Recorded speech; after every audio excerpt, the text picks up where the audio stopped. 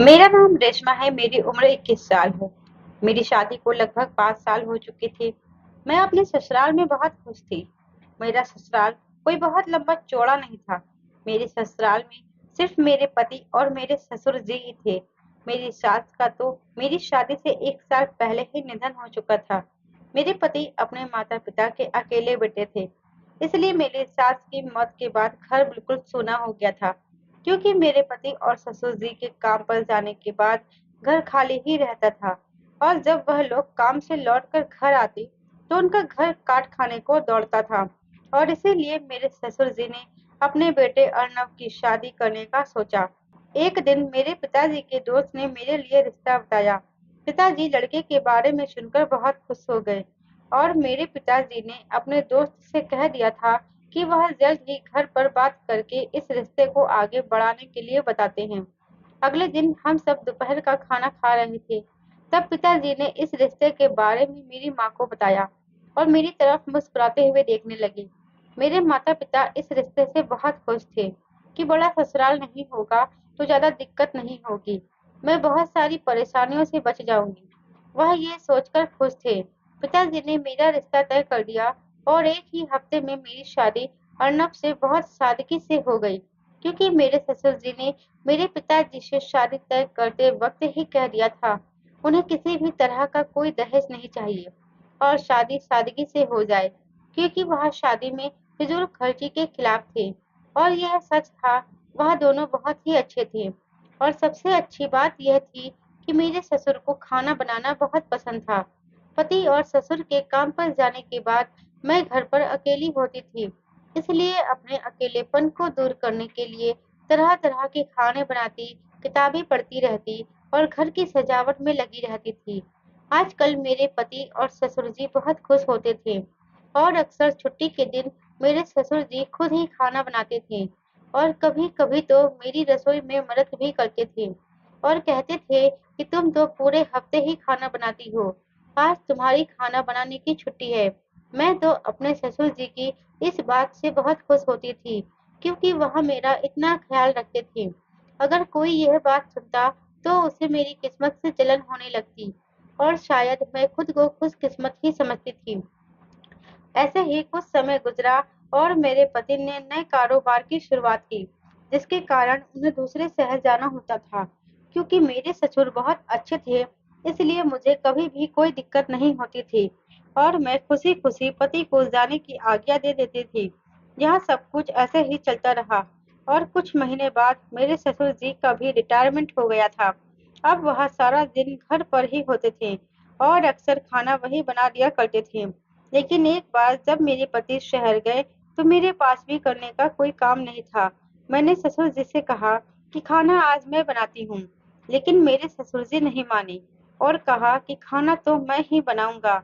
मैं भी चुप हो गई क्योंकि इतने प्यार से कह रहे थे तो अच्छा नहीं लगता। ससुर ने ही खाना बनाया और मैं खाना खाकर सो गई। और हैरानी की बात यह है कि मुझे लेटे ही नींद आ गई थी और मैंने इस बात को ज्यादा नहीं सोचा। जब मैं सुबह उठी तो मेरे कपड़ों पर गंदगी लगी हुई थी। मैंने इस बारे में किसी से कोई बात नहीं की और ना ही मेरी ऐसी सोच थी, मगर मैं इस बात से परेशान रहने लगी थी। ऐसा क्यों होता है? जब मैं खाना बनाती हूँ तो सुकून से खाना खाती हूँ और मुझे इतनी जल्दी कभी भी नींद नहीं आती। यह मेरे बचपन की आदत में शामिल है। मुझे हमेशा ही लेटने के कुछ देर बाद ही नींद आती है। मगर जो 2 दिन से मुझे अचानक नींद आई, उस दिन ससुर जी ने ही खाना बनाया था। दिक्कत यह थी कि इस बारे में मैं किसी से बात तक नहीं कर सकती थी, क्योंकि अगर पति को बताती तो कोई भी इंसान अपने पिता के बारे में गलत नहीं सुन सकता और वह मुझे ही इल्ज़ाम दे देता, क्योंकि घर में और कोई भी नहीं था। मैं अपने माता-पिता को भी यह बात बताकर परेशान करना नहीं चाहती थी और इस तरह अब मैं परेशान रहने लगी और ससुर जी से बचने की कोशिश करने लगी, क्योंकि वह सारा दिन घर पर ही होते थे, पति नहीं होते थे, इसलिए मुझे उन्हीं से बात करनी पड़ती थी और वह हर वक्त मुझे अपने आगे पीछे रखना चाहते थे, जो पहले तो मुझे अजीब नहीं लगता था, लेकिन अब मुझे सब कुछ बहुत अजीब लगता था। इसलिए मैं कोशिश करती थी कि उनके सामने ना जाऊं, और बहाने से अक्सर बाजार चली जाया करती थी, लेकिन लौट कर वापस घर ही आना होता था। एक घर में रहते हुए यह मुमकिन नहीं हो सकता था कि मैं उनसे कहीं दूर जा सकूं। फिर एक दिन तो हद ही हो गई। मेरे पति को जबरदस्ती मेरे ससुर ने दूसरे शहर भेज दिया कि जाकर काम लेकर आओ। तो वह कहते रहे, वहाँ कोई काम नहीं है, मेरा जाना बेकार होगा।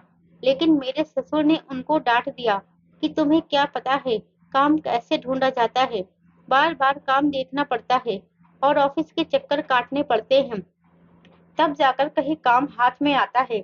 मजबूर होकर मेरे पति दूसरे शहर चले गए। मेरे पति के जाते ही उनके चेहरे पर एक ऐसी चमक नजर आई जैसे उनकी कोई दिल की बात पूरी हो गई हो।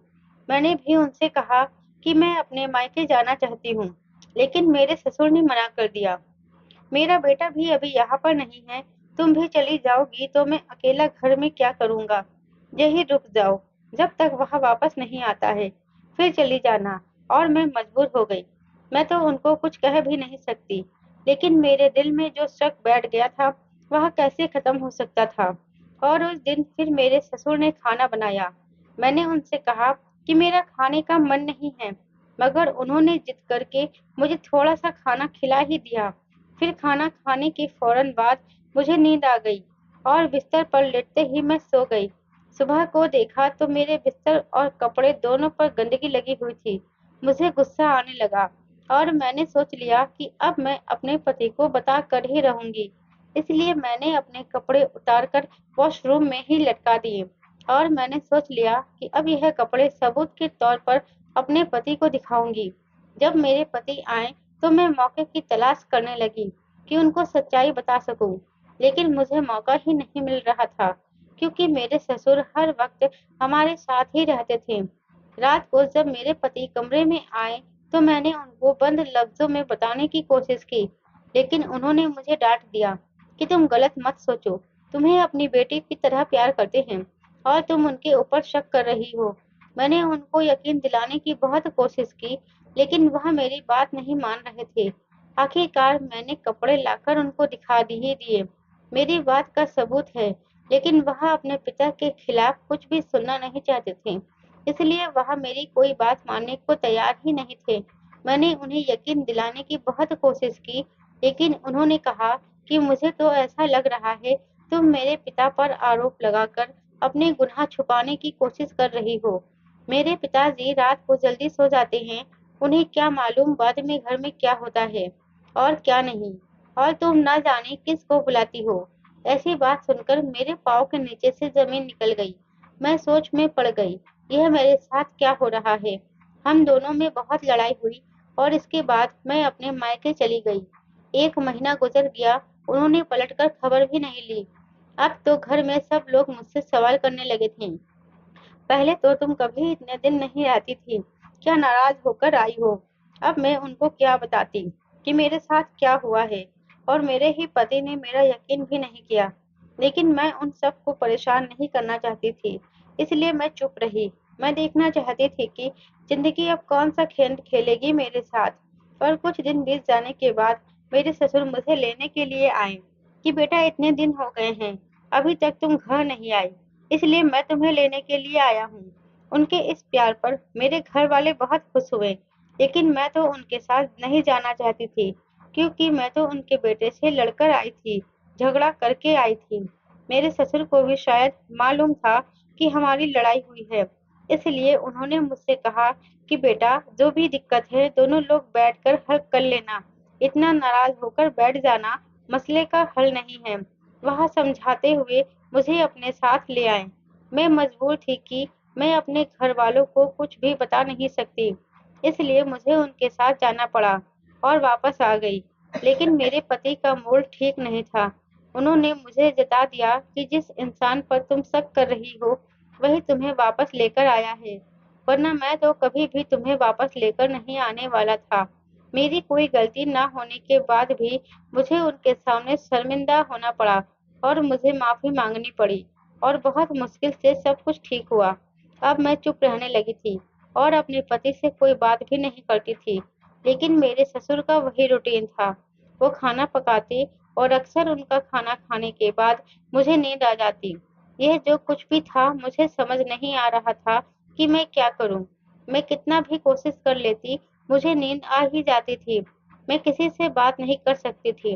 मुझे कुछ समझ में नहीं आ रहा था।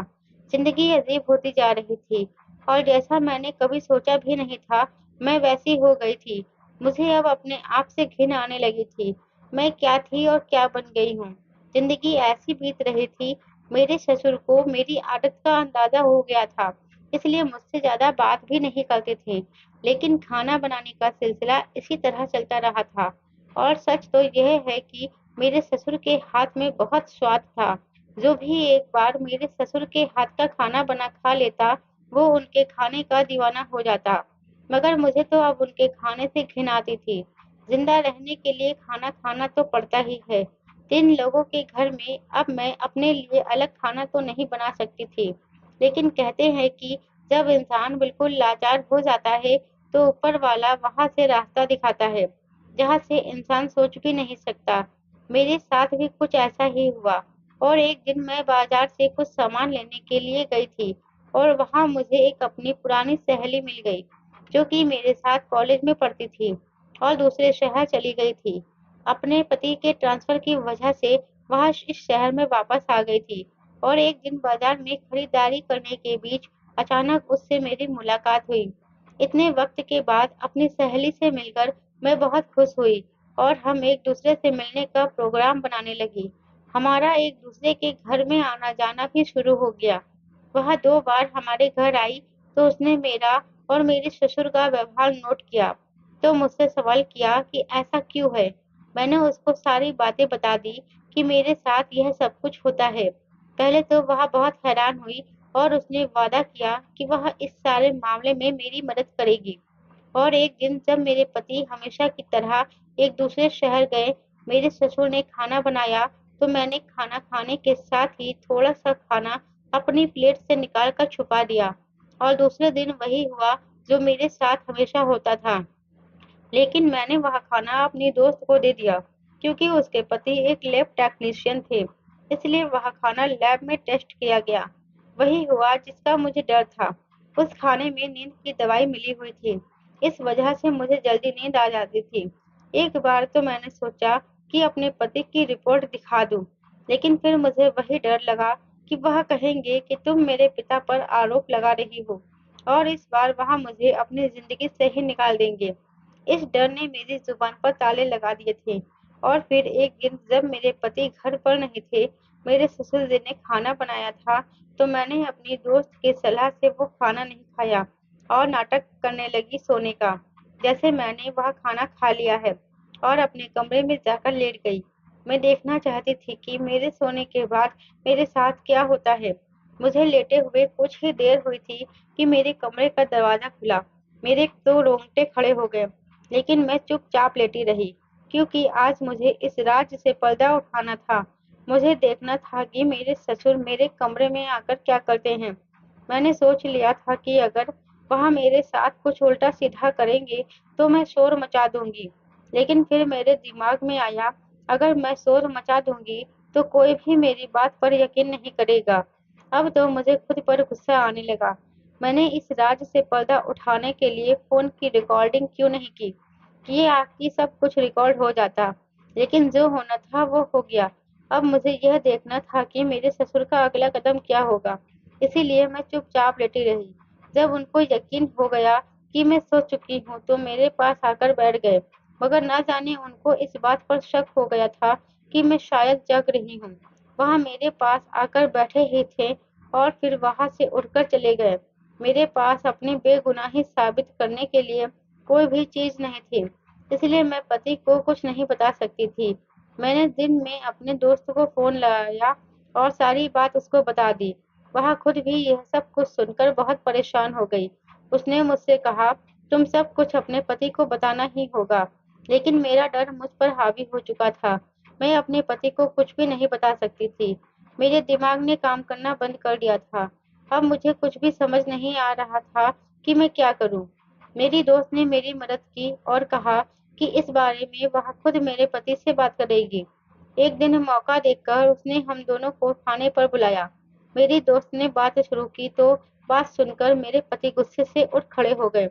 मेरे पति उससे नाराज हो गए, लेकिन जब उसने आराम से कहा कि देखिए आप अब बात को समझ लें, अगर मेरी बात गलत है तो बेशक आप इसे छोड़ दीजिएगा और यह बात सच साबित हुई तो फिर जो आप करना चाहे वही करना।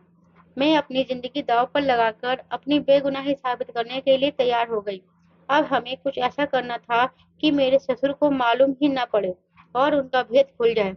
मेरे दोस्त ने मेरे पति को वो रिपोर्ट भी दिखाई थी जो खाने की बनाई गई थी।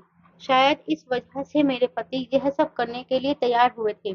लगभग 1 हफ्ते के बाद मेरे पति ने अपने पिता से कहा कि उन्हें किसी ज़रूरी काम से दूसरे शहर जाना है। मेरे ससुर यह सुनकर बहुत खुश हो गए थे और उन्होंने कहा कि तुम जरूर जाओ।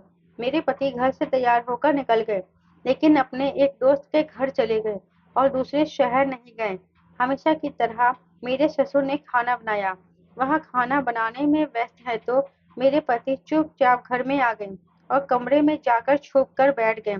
ससुर जी को मालूम ही नहीं पड़ा था ये सब कुछ हो सकता है। मैंने चुपचाप खाना खाया क्योंकि मुझे मालूम था कि खाना खाने के बाद मुझे नींद आ जाएगी।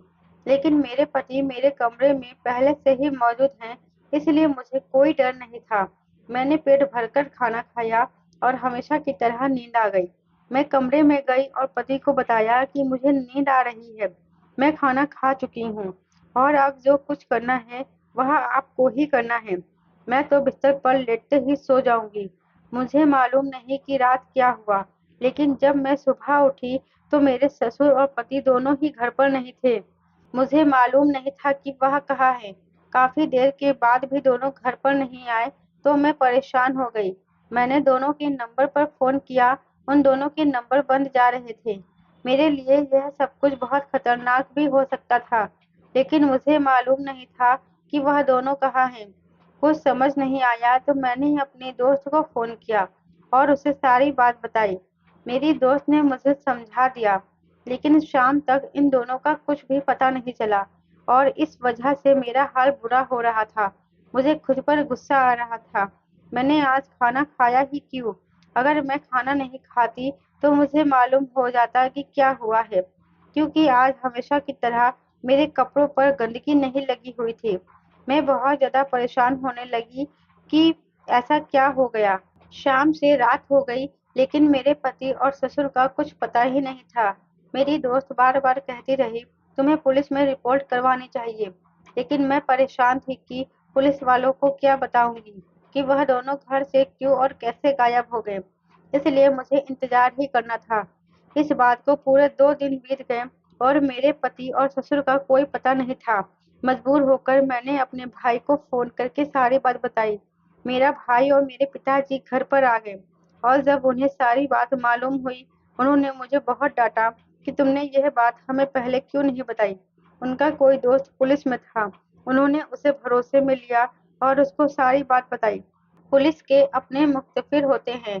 पुलिस ने अपना काम किया, न जाने कैसे फ़ोन ट्रेस किया और सुराग ढूँढे और रात को मेरे पति और ससुर दोनों घर आ गए थे। मेरे पति बेहोश हैं और मेरे ससुर अजीबो-गरीब बातें कर रहे हैं, जैसे उनका दिमाग उनके कंट्रोल में नहीं। यह सब कुछ देखकर मैं बहुत परेशान हो गई। भाई ने मुझे सँभाला और कहा, इनको अभी डॉक्टर के पास लेकर जाते हैं, तो सारी बात मालूम हो जाएगी। जब वह डॉक्टर के पास लेकर गए तो मालूम हुआ कि मेरे पति की बेहोशी की दवाई दी गई है। पुलिस अपना काम करके वापस चली गई, लेकिन अब मुझे यह जानना था कि सब कुछ कैसे हुआ और क्यों हुआ। मैंने उन दोनों से सीधे-सीधे सवाल कर लिए, यह सब कुछ कैसे हुआ? मेरे पति ने बताया कि जैसे तुमने मुझे बताया था, वैसे ही तुम्हारे सोने के बाद पिताजी कुछ देर के बाद तुम्हारे कमरे में आए। उनका अजीब-सा हाल देखकर मुझे डर महसूस हुआ। जैसे ही तुम्हारे बिस्तर के करीब आए तो मुझसे बर्दाश्त नहीं हुआ और मैंने उनको जोर से आवाज़ दी। वह मेरी आवाज़ सुनकर परेशान हो गए और इससे पहले कि मैं उनसे कुछ बोलता, मुझे ऐसा महसूस हुआ जैसे कमरे में कोई और भी है। इससे पहले कि मैं मुड़कर उसको देखता, मेरी गर्दन पर सुई चुभने का एहसास हुआ और उसके बाद मुझे कुछ होश ही नहीं था। फिर मैंने ससुर से पूछा, आप ही बताएं कि यह सब क्या है? क्यों अब सारी बात सिर्फ आप ही बता सकते हैं? उन्होंने मुझे बताया, बेटा मुझे खुद मालूम नहीं हुआ कि मेरे साथ क्या हो रहा है। ऐसा हुआ कि तुम्हारे और मेरे बेटे की कोई औलाद नहीं थी और शादी को भी 5 साल हो गए थे। अभी तक कोई औलाद नहीं है। मैं कोई औरत तो नहीं जो इस बारे में तुमसे खुलकर बात करता।